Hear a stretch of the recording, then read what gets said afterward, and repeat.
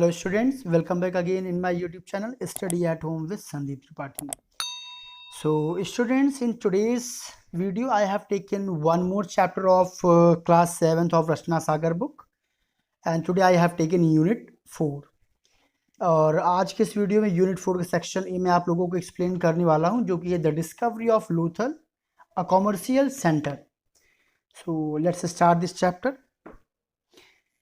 सो देखिए इसमें है क्या बेसिकली लूथल. आई होप आप लोगों ने हिस्ट्री में बच्चों आप लोगों ने पढ़ा होगा लूथल, हड़प्पा या मोहनजोदाड़ो, इन सब के बारे में सुना होगा. ये हमारे बहुत ही एंशियंट प्लेसेस थे जिनकी बाद में खुदाई की गई और पुराने जो कल्चर्स थे उनके बारे में पता लगाया गया. तो ये जो सारा वर्क होता है, जो पुराने जो हमारे जो हेरिटेज थे, जो भी कल्चर्स थे, इनको कौन आखिर पता लगाता है, तो उनको क्या बोलते हैं? आर्कियोलॉजिस्ट बोलते हैं. क्या बोलते हैं? तो बोलते हैं आर्कियोलॉजिस्ट. ये वर्ड सबसे पहले तो आपको याद करना होगा अगर आप इस चैप्टर को पढ़ने जा रही हैं. सो देखिए यहाँ पे राइटर सबसे पहले क्या कह रहे हैं कि आर्कियोलॉजिस्ट आर अनयूजुअल डिटेक्टिव्स. तो स्पेशली जो डिटेक्टिव्स होते हैं वो क्या करते हैं? चीज़ों को खंगालना, तलाश करना, सच्चाई का पता लगाना. बट ये वो डिटेक्टिव्स नहीं होते हैं जो जैसे ये मर्डर वगैरह हो गया, कोई क्राइम होता है वहाँ पे है ना डिटेक्टिव्स होते हैं. तो वो डिटेक्टिव नहीं है, इसलिए इनको राइटर ने क्या बोला? अनयूजुअल, यानी ये रेयर. तो ये बहुत ही रेयर क्या होते हैं? आर्कियोलॉजिस्ट होते हैं ये डिटेक्टिव्स. और ये क्या करते हैं? दे अनअर्थ. अनअर्थ का मतलब होता है, अनअर्थ मीन्स ओपन करना, रहस्य का उजागर करना, सीक्रेट को ओपन करना. Okay, so they unearth secret from the past. और ये जो डिटेक्टिव्स होते हैं जो पास्ट की जो पुरानी चीजें जो हैं उनका जो सीक्रेट है, जो रहस्य है, उसको ये लोग ओपन करते हैं. व्हेन दे एक्सकेवेट और dig up a site where an ancient civilization may have been flourished. अब when, जब, दे मतलब यही आर्कियोलॉजिस्ट क्या करते हैं? एक्सकेवेट मतलब तलाशते हैं, खंगालते हैं, या डिग अप अ साइट या किसी जगह की खुदाई करते हैं. देखिए आपने कई सारे किलों के बारे में सुना होगा. आपके बगल में कौशाम्बी डिस्ट्रिक्ट है, या फिर और कई सारे मोहनजोदाड़ो, हड़प्पा आपने सुना ही होगा, लोथल सुना ही होगा. ठीक है, सूरजकोट आपने हिस्ट्री में सुना ही होगा. ये सारे जो प्लेसेस हैं इन सब की क्या की जाती है? पहले खुदाई की जाती है. तो उससे क्या मालूम चलता है? वेयर एन एंशिएंट सिविलाइजेशन, जहाँ पे कोई पुरानी सभ्यता क्या हुई होती है? मे हैव फ्लोरिश्ड, जहाँ पे कोई पुरानी सभ्यता, फ्लोरिश मतलब उत्पन्न हुई होती है, या फिर प्रभावशाली हुई होती है, या फिर जन्म ली हुई होती है, या रही होगी, उसको ये क्या करते हैं? वो उसकी खुदाई करते हैं, उसको खंगालते हैं, उसकी जांच पड़ताल करते हैं. तो वो क्या करते हैं फिर? दे लुक फॉर क्लूज, यानी किसी भी जगह की खुदाई करने से पहले वो कुछ क्लूज, कुछ पॉइंट्स इकट्ठा करते हैं जिसके बेसिस पर उन्हें डाउट होता है कि हाँ ये वही जगह है जहाँ पे हो सकता है शायद पुराना कोई कल्चर डेवलप रहा होगा. सो दे लुक फॉर क्लूज, ये कुछ क्लूज को लाइक सर्च करते हैं उनको, विच टेल देम समथिंग, जो कि उनको कुछ बताता है अबाउट द पीपल, उन लोगों के बारे में, who lived there many hundreds and even 1000 years ago. जो क्लूज उन्हें क्या बताता है? कि वो लोग वहाँ पे सैकड़ों साल पहले, या हो सकता है शायद हजारों साल पहले वहाँ पे जो लोग रहे होंगे. यानी उन लोगों के बारे में पहले वो कुछ क्लूज इकट्ठा करते हैं कि हाँ इस वजह से यहाँ पे ये जो है सिम्टम्स मिल रहे हैं, ये कारण हैं कि जिसकी वजह से शायद हो सकता है कि यहाँ पे बहुत पहले कोई भी कल्चर रहा होगा. और उसके बारे में वो क्या करते हैं? पता लगाने की कोशिश करते हैं. अब इसमें देखिए कुछ साइट्स होता है जो कि राइटर ने यहाँ पे वन बाय वन देखिए एक्सप्लेन किया हुआ है. सबसे पहले तो ये जो डिटेक्टिव्स होते हैं, ये जो आर्कियोलॉजिस्ट होते हैं बेटा, ये क्या करते हैं? फाइंडिंग अ साइट, पहले सबसे पहले एक साइट पता करते हैं, जगह को फिक्स करते हैं एक आइडियाज के थ्रू कि हाँ यहाँ पे शायद कोई कल्चर डेवलप रहा होगा. यहाँ देखिए दिया गया है कि एन आर्कियोलॉजिकल साइट में हैव बरीड डीप अंडरग्राउंड. तो जो आर्कियोलॉजिकल जो साइट होते हो सकता है बरीड डीप अंडरग्राउंड, बहुत ही किसी अंडरग्राउंड जगह पे हूँ, ठीक है, दबे हुए हूँ, या फिर covered with trees and shrubs. SERB यानी कि पतझड़ जो होते हैं, यानी कि जो झाड़ियाँ होती हैं या फिर पौधे होते हैं, या हो सकता है ये जो जगह हो उनसे ढके हुए हों, यानी कि हो सकता है पुराना कोई कल्चर रहा हो, उसके बाद झाड़ियाँ या पेड़ पौधे वगैरह लग गए हों. और it may be hidden in a cave, ये जो साइट्स होते हैं हो सकता है किसी कोई गुफा भी हो सकता है, कोई गुफा में छिपे हों, यानी कि जहाँ पे शायद लोग पहले रहते रहे होंगे. और in the midst of a desert, या फिर किसी डेजर्ट जगह के बिल्कुल बीचों बीच, या फिर अंडर द सी, या फिर सी के नीचे, यानी कि जो साइट है कहीं भी हो सकता है इससे कुछ क्लूज होते हैं, उन क्लूज को लोग क्या करते हैं, इकट्ठा करते हैं और फिर उस पर वर्क करते हैं। One of the most important clues जो सबसे मेन जो मोस्ट इंपॉर्टेंट जो क्लूज हैं आर्कियोलॉजिस्ट लुक फॉर, जिसकी आर्कियोलॉजिस्ट तलाश करते वो क्या होता है, इज अ माउंड। माउंट मतलब एक जो छोटा पहाड़ या टीला होता है जो उभारदार जो जगह होती है बेटा, उसे क्या बोलते हैं, माउंट बोलते हैं। और अ रेज्ड हीप, मतलब माउंट को ही बेसिकली क्या बोलते हैं, रेज्ड हीप, यानी कोई फ्लैट कोई मैदान हो, मैदान में कोई एक जगह ऐसा हो जो मैदान की तुलना में थोड़ा सा क्या हो, ऊंचा हो, तो उसे क्या बोलते हैं, रेज्ड हीप। वहां पे लोगों को डाउट होता है कि शायद इसके नीचे कुछ ना कुछ दबा ना हो, कोई पुरानी कोई चीज हमें मिल ना जाए, तो वहां भी ये ज्यादा क्या करते हैं, वर्क करने की कोशिश करते हैं। नाउ अ माउंट में lead to finding a city where a whole civilization flourished, or to a temporary camp where the buried important things। अब जो हीप वाली जो जगह मिलती है, जो माउंट मिलता है, सो उस माउंट से क्या क्या चीजें मिल सकती हैं। माउंट में लीड फाइंडिंग अ सिटी, हो सकता है वो माउंट जो है, जो उभारदार जो जगह थी, वो क्या हो, सहायक हो क्या बनने में, किसी शहर की तलाश करने में, जहां पे पूरी पूरी सिविलाइजेशन क्या हुई हो, उत्पन्न हुई हो, डेवलप हुई हो।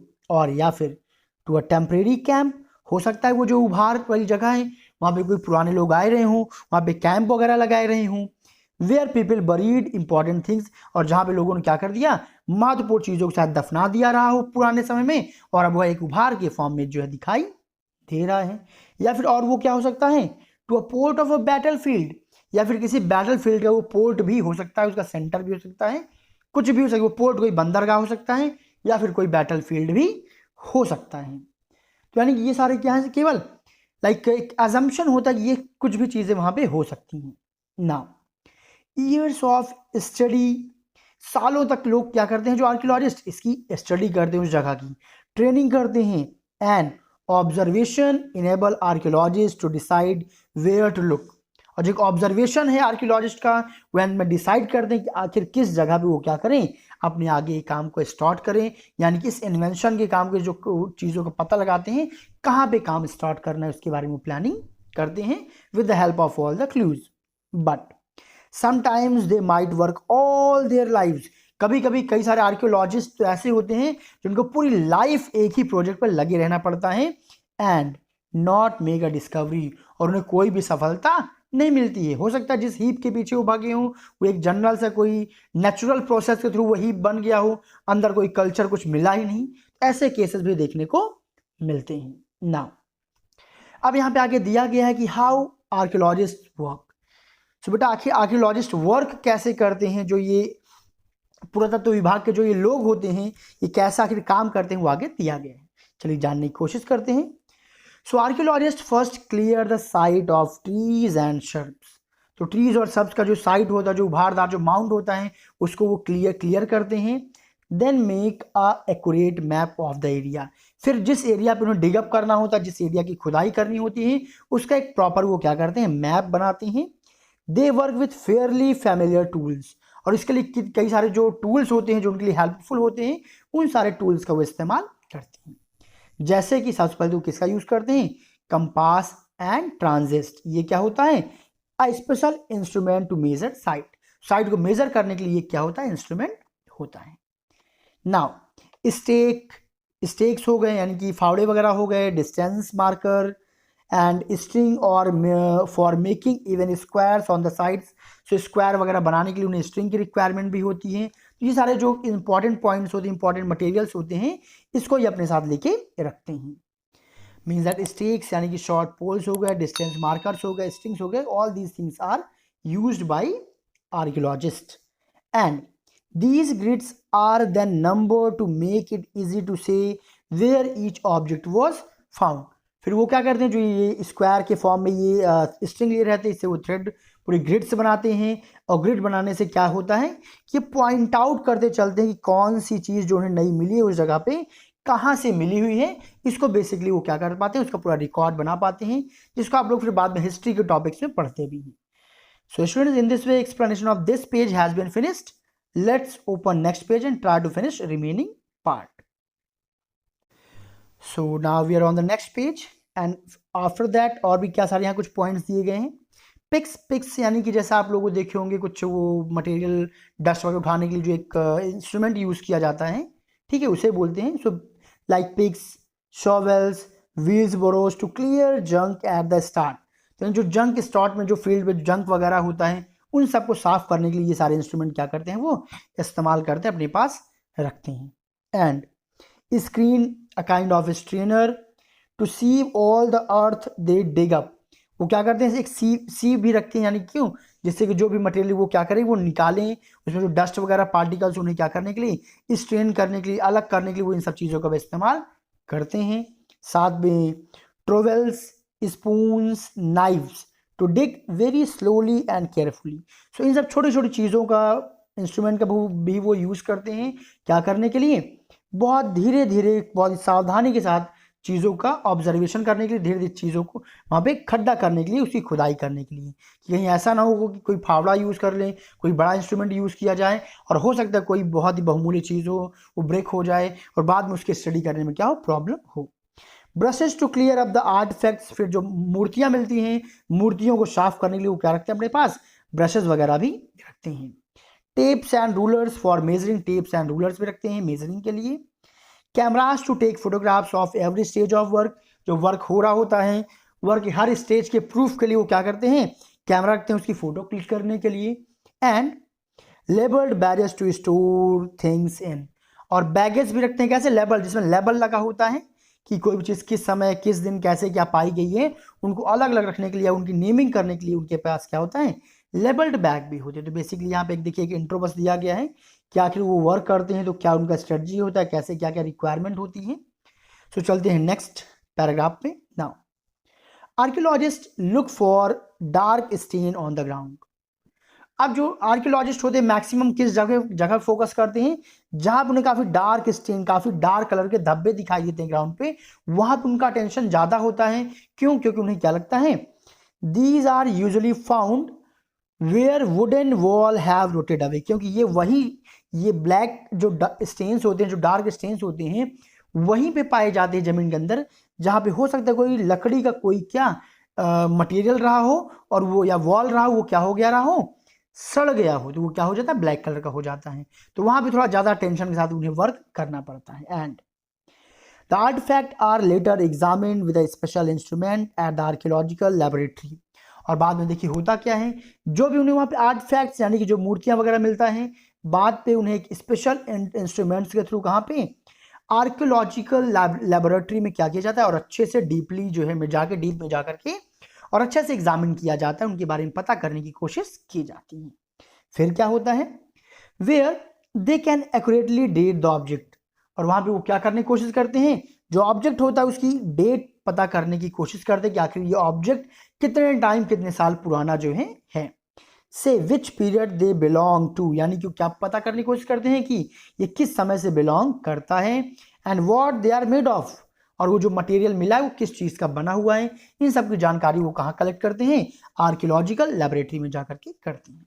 फिर देखिए क्या होता है, ड्राइंग कंक्लूजन्स, फिर जो यानी चीज़ें आती है उस पर ड्राइंग डिजाइंस बनाते हैं, फिर उसका कंक्लूजन क्या होता है उस पर आगे यहाँ पे दिया गया है। सो आर्कियोलॉजिस्ट यानी कि एक डिगअप किया गया एक जगह को, वहाँ पे कई सारी मूर्तियाँ, कई सारे प्रूफ्स निकले, फिर से वर्क होता है, फिर आगे क्या होता है, फिर देखिए यहाँ पे दिया गया है कि archaeologist put together bits and pieces of information. तो जो भी छोटी छोटी चीज़ें, बिट्स एंड पीसेस, जो भी छोटी छोटी चीज़ें वो साइड से कलेक्ट करते हैं, उनको वो रखते हैं। लाइक अ जिक्सॉ पजल, स्टार्टिंग में वो कैसा होता है, बिल्कुल जिक्सॉ पजल जैसा होता है, ठीक है। To get a picture of the past, जिससे क्या करना होता है, जिसको मिला करके, जिसमें दिमाग लगा करके स्टडी करके जो पास्ट बीते हुए समय का कोई न कोई एक पिक्चर निकाला जाता है, यानी कि कुछ अनुमान लगाया जाता है कि आखिर क्या हुआ रहा होगा। They examine every minute things they unearth, अब वो एग्जामिन हर मिनट जिन चीज़ों को क्या करते हैं, अनर्थ, ओपन करते हैं, यानी कि हर एक सीक्रेट को जो निकलता जाता है, हर एक चीज़ को क्या करते हैं, बहुत डीपली क्या करते हैं, एग्जामिन करते हैं, पता लगाने की कोशिश करते हैं। किससे, फ्रॉम बिट्स ऑफ स्ट्रॉ, अगर कोई छोटा सा स्ट्रॉ भी उन्हें खुदाई में क्या हुआ है, मिला है। एंड वुड, कोई wood to seeds, straw to wood, चाहे छोटी से लेकर कोई बड़ी लकड़ी मिली हो, या फिर सीड्स टू पॉलन, कोई बीज से लेकर कोई पॉलन डस्ट तक मिला हो, या डस्ट एंड एनिमल बोन्स, कुछ भी यानी मिला हो, हर एक चीज़ का वो क्या करते हैं, बहुत डीप में जा करके हर एक चीज़ की क्या करते हैं, बढ़िया से उसे एग्जामिन करते हैं और पास की चीज़ों का पता लगाने की कोशिश करते हैं। Now these tell them what kind of trees grew then, और ये जो चीज़ें मिली हुई होती है क्या उन्हें बताती हैं कि उस समय किस प्रकार के पेड़ उगा करते थे, यानी पुराने समय में हजारों सालों साल पहले। And what animals were found, और उस समय में कौन कौन से जानवर पाए जाते थे। And which grains were grown, और उसमें कौन कौन से अनाज उत्पन्न किए जाते थे। इट इज ईजियर, ये आसान हो जाता है, when they find written documents, और अगर कभी उन्हें कहीं से कोई रिटन डॉक्यूमेंट मिल जाता है तो इन सब चीज़ों को पता लगाना उनके लिए थोड़ा सा आसान हो जाता है। And able to decipher the script, और कब, जब वो क्या हो जाते हैं, सफल हो जाते हैं। डिसफर मतलब होता है डिकोड करना, भाषा का पता लगाना। भाई जिस भाषा में वो लिखे रहे हो उस भाषा का नॉलेज भी होना बहुत जरूरी, पता नहीं किस लैंग्वेज में लिखी गई हो।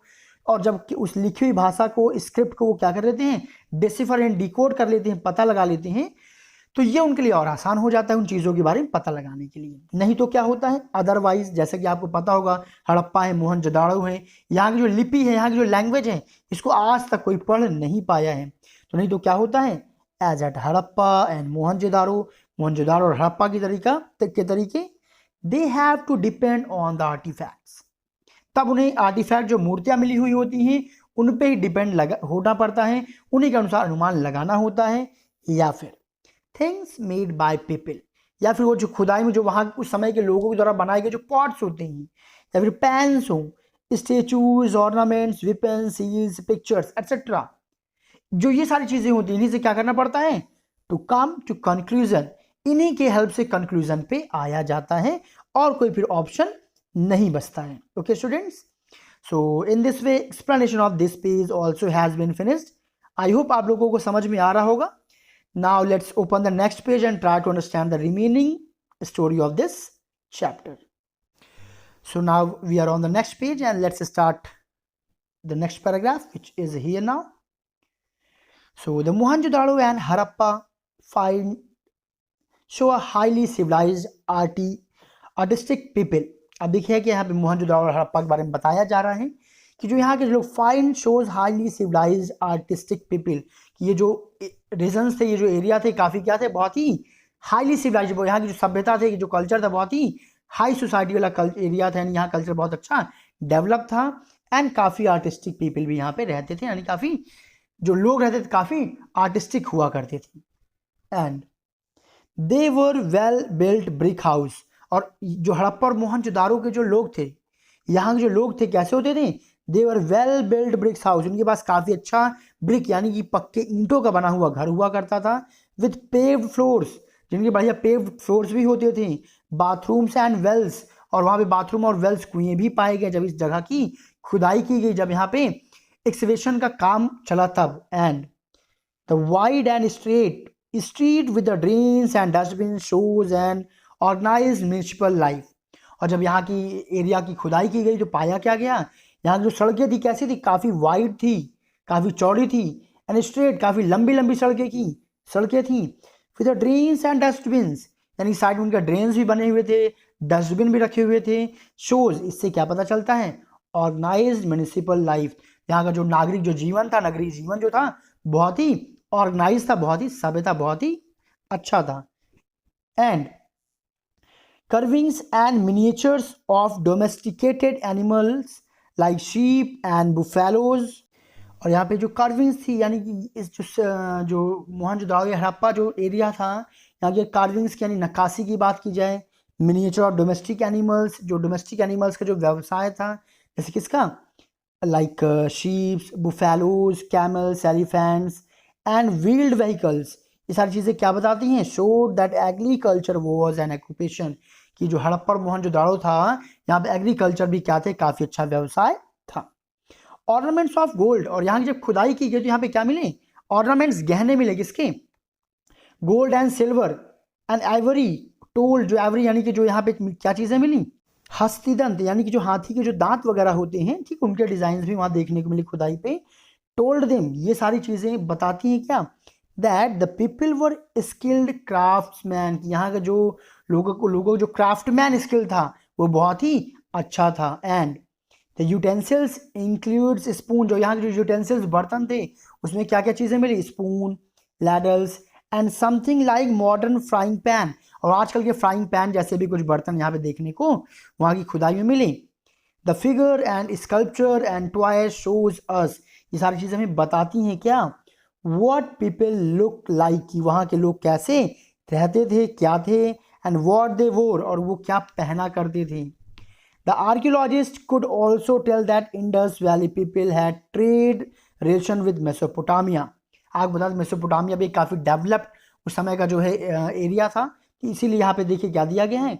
और द आर्कियोलॉजिस्ट ये भी बताते हैं जो इंडस वैली थी, जो सिंधु सभ्यता थी, वहाँ के लोगों का क्या था, काफ़ी अच्छा जो है व्यापार भी था, कहाँ से, मेसोपोटामिया से, because several seals have been found there, क्योंकि मोहनजोदाड़ो के जो सील्स थे, जो सिक्के वगैरह थे, कई सारे सिक्के जब मेसोपोटामिया सभ्यता की क्या की गई, खोज की गई, तो वहाँ पे मोहनजोदाड़ो और हड़प्पा के सील्स भी वहाँ पे मिले, मतलब देखे गए। आई होप स्टूडेंट्स आप लोगों को समझ में आ रहा होगा जो मैं समझाने की कोशिश कर रहा हूँ। वैसे हिस्ट्री का टॉपिक है, बट आई विल ट्राई कि आप लोगों को काफ़ी अच्छे से समझ में आ जाए। फिर देखिए यहाँ पे जो मेन चैप्टर पे आते हैं द डिस्कवरी ऑफ लोथल। अभी हमने हड़प्पा के बारे में पढ़ा, मोहनजोदाड़ो के बारे में पढ़ा, और बेटा आप लोगों को मालूम होना चाहिए, आई होप आप लोग को मालूम होगा कि ये जो दोनों एरिया है हड़प्पा और मोहनजोदाड़ो, फिलहाल करंट टाइम कर मैपिंग की बात की जाए तो ये दोनों के दोनों एरिया फिलहाल कहाँ पे हैं, पाकिस्तान में, इंडिया में नहीं है। सो उसी पे बेस देखिए आगे कहानी क्या बनती है। Lothal may not have been discovered at all if India had not been partitioned in 1947, अगर 1947 में इंडिया और पाकिस्तान का पार्टीशन ना हुआ होता तो हो सकता है जो लोथल नाम का जो एरिया जो इंडिया में है उसकी खोज, उसकी तलाश ना की गई होती। क्यों? क्योंकि when Mohenjodaro and Harappa became a part of Pakistan, जब डिवाइड होने के बाद ये दोनों किसके हिस्से बन गए, पाकिस्तान के हिस्से बन गए, then our archaeologist began to search for another site of Harappa culture within our country. फिर जो हमारे जो आर्कियोलॉजिस्ट थे उन्होंने क्या किया, शुरू कर दिया हड़प्पा से, जो हड़प्पा कल्चर जो है को अब कहाँ पे, अपनी कंट्री में, हड़प्पा कल्चर जब वहाँ पे था, सीधी सी बात उनका कांटेक्ट और भी कहीं जगह से रहा होगा, आसपास के एरिया में कहीं आना जाना रहा होगा, कुछ दूर तक वो कल्चर फैला रहा होगा, इसीलिए उन्होंने पाकिस्तान को छोड़ करके इंडिया के अंदर उसी का इंटरलिंक्ड कोई प्लेस उन्होंने ढूंढना स्टार्ट कर दिया। उनको लगा डेफिनेटली ज़रूर इंडिया के अंदर भी वहाँ से लिंक्ड कोई न कोई साइट रहा होगा जहाँ पे लोगों का आना जाना लगा रहा होगा। बट उस समय हमारे जो आर्कियोलॉजिस्ट थे उनके सामने क्वेश्चन था, लेकिन कहाँ ढूंढे, कहाँ जाएं जिससे ये पता चल सके कि इस जगह का हड़प्पा के लोगों से कौन की कनेक्शन पास्ट में रहा होगा। फिर उनका दिमाग में आया अहमदाबाद डिस्ट्रिक्ट सीम्ड अ लाइकली प्लेस, उन्हें अहमदाबाद जो डिस्ट्रिक्ट है वो लगभग एक ऐसी जगह मिली, उन्हें लगा कि इस शहर से हो सकता है वो जो है पास्ट में मोहनजोदाड़ो और हड़प्पा कनेक्शन रहा होगा। एज क्यों, कारण भी आगे है, as they had already discovered some artifacts belong to Indus valley civilisation. क्यों? क्योंकि इंडस वैली सिविलाइजेशन यानी सिंधु सभ्यता की कुछ ऐसी मूर्तियां जो हैं पहले भी वहां से डिस्कवर, कहाँ से, अहमदाबाद से डिस्कवर की जा चुकी थी। इससे एक आइडिया लगा, एक बार शक हुआ कि हो सकता है अहमदाबाद ही कोई ऐसा जगह, यहाँ पे कोई ऐसा कॉर्नर होगा जहाँ पे डेफिनेटली हड़प्पा या मोहनजोदाड़ो से इंटरलिंक्ड कोई न कोई हमें क्लू मिलेगा। फिर इसके लिए क्या किया गया, they set out on a village to village search in Sabarmati river valley. फिर उन्होंने क्या किया, जितने भी विलेज टू विलेज, गाँव के गाँव वो गए और उन्होंने क्या किया, एक कैंपिंग किया और क्या किया, in Sabarmati river valley, Sabarmati river valley के आसपास जितने गांव थे उन सभी उन्होंने क्या किया, सर्च किया, ऑब्जर्वेशन किया, डिगिंग खुदाई किया, लुकिंग फॉर क्लूज, और क्लूज के तलाश में वो लोग लग गए। फाइनली अंत में इन 1954 दे discovered the ancient mount of Lothal, और आखिरकार उन्हें क्या हुआ, एक बहुत बड़ा टीला मिला जिसका नाम क्या था, लोथल, और आखिरकार उन्हें लोथल टीला मिल गया। फिर क्या किया गया, उसकी खुदाई करना स्टार्ट किया गया। Now India has 22,000 kilometre of coast line. So India का जो कोस्ट लाइन की बात किया जाए तो कोस्ट लाइन का जो एरिया है लगभग 22,000 किलोमीटर का क्या है, कोस्ट लाइन एरिया इंडिया का है। तो इसमें देखिए उन्होंने क्या लगाया, एक शक हुआ, एक दिमाग में एक क्वेश्चन आया कि no wonder Indians have always been great seafarers and ship builders. तो लगा कि भाई जब इतना बड़ा जो है क्या है एक कोस्टल एरिया तो डेफिनेटली यहाँ पे जहाज़ों वाला कोई जो बिजनेस है, समुद्री जो सी फारर्स होते हैं, समुद्रों की जो सर्च करते हैं, समुद्रों में जो मतलब घुमाई करते हैं, वहाँ के बारे में जानकारी इकट्ठा करते हैं, वो लोग ज़रूर रहे होंगे। अभी शिप बिल्डर भी ज़रूर रहे होंगे। क्यों? क्योंकि हमारे इंडिया में 22,000 किलोमीटर का क्या है, कोस्ट लाइन है, यानी समुद्री किनारों की जगह है जहाँ पे बीचेस की मुलाकात बीचेस हैं। तो ये क्वेश्चन दिमाग में आया आर्कियोलॉजिस्ट की, इसलिए उन्होंने क्या किया, archaeologist have discovered terracotta model of ships and boats. फिर उन्होंने वहाँ पे खुदाई की और अंत में उन्होंने क्या मिला, टेराकोटा मॉडल ऑफ शिप, जहाज़ों का टेराकोटा मॉडल मिला। खैर टेराकोटा मॉडल क्या होता है ये आप इस असिस्टेंट टीचर्स अपने बेटा क्लास में डिस्कस करेंगे तो आपको और ज़्यादा बेहतरी समझा पाएंगे। फिलहाल इतना समझिए कि टेराकोटा मॉडल, उसमें एक जहाज़ थी जिसको टेराकोटा मॉडल बेसिकली क्या होता है, एक क्ले मतलब बेक्ड क्ले का बना हुआ मटेरियल होता है, ठीक है। उन्हें वो मिला, वहाँ पे बोट्स मिले, सील्स मिले, कई सारे ज्वेलरी मिली, एंड पोट्री मतलब जिससे ना खिलौने मिट्टी के बनाए जाते हैं, मिट्टी के बर्तन बनाए जाते हैं, ये सब मिले। For of countries in Mohenjodaro and Harappa और मोहनजोदाड़ो कई दूर देशों में भी जो है ये सारी चीज़ें मिली। And Indian goods and seals have been found in, और इंडिया की जो सामान था चाहे सील्स यहाँ की जो मोहर थी वो कहाँ पाई गई, found in Sumer, Egypt, China, Crete. How did they get there, आखिर सब वहां पहुंचे कैसे? सीधी सी बात है, कोई ना कोई वे ऑफ ट्रांसपोर्टेशन तो रहा होगा जिससे कि इंडिया की जो सील्स थी, इंडिया की जो मोहरें थी इन सब देशों में पहुंची, यानी कि इंडिया कनेक्शन इन सब देशों से कहीं ना कहीं था। अब देखिए अगला जो सी फारर्स होते हैं, जो समुद्री जो खोजकर्ता होते हैं, यहाँ पे देखिए आगे एक हेडिंग है, देखते हैं इस पर क्या क्या जानकारी दी गई है। वी नो, हम लोग जानते हैं, फ्रॉम रेफरेंस इन वैदिक लिटरेचर, वैदिक लिटरेचर की अगर बात करें हम तभी से जानते हैं क्या, दैट आवर एंगस्टर्स क्रॉस डेंजरस सी, हमारे जो एंगस्टर्स थे उन्होंने क्या किया, खतरनाक समुद्र को भी उन्होंने क्या किया था, पार किया था। एंड देवर बोट्स, उस समय उनके पास क्या थे, बोट्स थे, एंड शिप्स थे, फिटेड विद 100 ओर्स, जिसमें सैकड़ों की संख्या का ओर्स यानी जिससे चप्पू जो जिससे आप नाव को चलाया जाता है वो लगे होते थे। And rolling and pitching, rolling और पिचिंग करते हुए क्या करते हैं, riding the waves in the sea, लहरों पर राइड करते हुए क्या करते हैं, समुद्र पे चलते थे। And the Rigveda mentions merchant visiting foreign countries, और यहाँ तक ऋग्वेद में क्या है मेंशन में किया गया, जो मर्चेंट जो व्यापारी थे, visiting foreign countries, foreign country में भी विजिट किया करते थे, इन सर्च ऑफ वेल्थ, किसके सर्च में, खजाने के सर्च में, showing that we had trade with them, और ये सारी बातें प्रूफ करती हैं कि जो हमारा जो भारत देश है उसका जो व्यापार था केवल भारत के अंदर ही नहीं था, बल्कि क्या था, बहुत से दूर दूर जो विदेशी देश थे उनके साथ भी इनका व्यावसायिक संपर्क था। एंड द आर्टिफैक्ट्स और the things found by archaeologists give them an idea of the trade relation between our country and the lands across the sea. इसके बाद देखिए क्या हुआ, जब आर्टिफैक्ट्स जो मूर्तियां मिली, द थिंग्स जो सामान मिले, फाउंड जो पाए गए, तलाशे गए, किसके द्वारा, बाई आर्कियोलॉजिस्ट, हमारे आर्कियोलॉजिस्ट द्वारा, इन्हीं सब ने उन्हें क्या दिया, गेव देम एन आइडिया, इससे उनके दिमाग में एक विचार आया क्या, कि ट्रेड, क्या ट्रेड रिलेशन यानी कि एक व्यावसायिक रिलेशन क्या रहा होगा बिटवीन इन हमारे देश के बीच में और जो समुद्र के उस पार जितने भी देश रहे होंगे उन देशों के बीच में हमारे देश से कैसा व्यापार था, क्या सिस्टम था, इन सारों के बीच में उनको क्या मिले, क्लूज मिले। And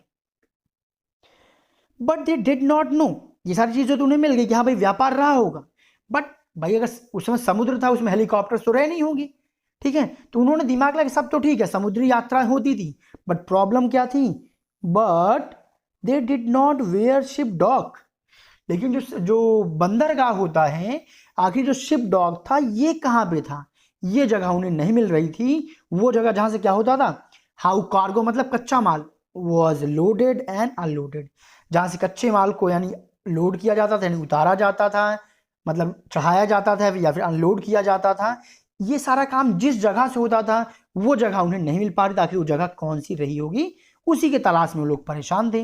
and how things were packed, आखिर उस समय चीजों कैसे पैक किया जाता रहा होगा। सब क्वेश्चंस वर आंसर्ड, कुछ प्रश्नों के उत्तर तो उन्हें मिल गए क्लूज मिलने के बाद। व्हेन दे डिस्कवर लोथल इन गुजरात, जब गुजरात में लोथल नाम का पोर्ट उन्होंने क्या कर लिया, सर्च कर लिया, उसका इन्वेंशन कर लिया, यानी कि उसके बारे में जानकारी इकट्ठा कर लिया तब कुछ प्रश्नों के उत्तर तो उन्हें मिल गए, बट अभी भी कुछ ऐसे प्रश्न थे जिनके उत्तर उन्हें सर्च करना बाकी था। सो स्टूडेंट्स अभी 50% तो आपके इस चैप्टर का फिनिश हो चुका है, around 60%। And I don't want कि वीडियो काफ़ी बड़ी हो, so let's do one thing कि इस चैप्टर का जो रिमेनिंग पार्ट है वो मैं सेकंड पार्ट में लेकर के आऊँगा। और मीनवाइल आप लोग बताइए कि आपको ये वीडियो समझ में आया कि नहीं आया, और अगर कोई भी आपको डाउट है, कहीं भी कोई दिक्कत आ रही है, तो आप नीचे कमेंट बॉक्स में बताइएगा, जिससे कि इसका जो नेक्स्ट पार्ट होगा उस पार्ट में उस टॉपिक को कवर कर लूँगा, उस पॉइंट को कवर कर लूँगा जहाँ पे आपको कन्फ्यूजन रहा होगा। तो लगभग नेक्स्ट 1.5 पेज अभी बचा हुआ है, तो उसको हम लोग नेक्स्ट वीडियो में कवर करेंगे। और हाँ, जो लोगों ने चैनल को सब्सक्राइब नहीं किया हुआ, आप लोग चैनल को बेटा सब्सक्राइब कर लीजिए, जिससे कि जितने भी नेक्स्ट अपकमिंग वीडियोज़ हो वो सारी वीडियोज़ आप लोग ईजिली आप लोगों को मिल जाए, आपको ज़्यादा परेशान नहीं होना पड़े। और हाँ, जो लोग मेरी वीडियो को पहली बार देख रहे हैं, बता दूं कि ऑलरेडी क्लास 6, 7, 8 रचना सागर बुक का 3 यूनिट में, यानी यूनिट 1, 2 एंड 3 ऑलरेडी मैं फिनिश कर चुका हूँ। अब इधर विद इन अ वीक जितने भी यूनिट्स बचे हुए हैं, यूनिट 4 के जितने भी सेक्शन है, उन सभी को मुझे फिनिश करना है। तो चलिए आज के लेक्चर को अभी फिनिश करते हैं। Thank you so much everyone, see you soon with the upcoming part.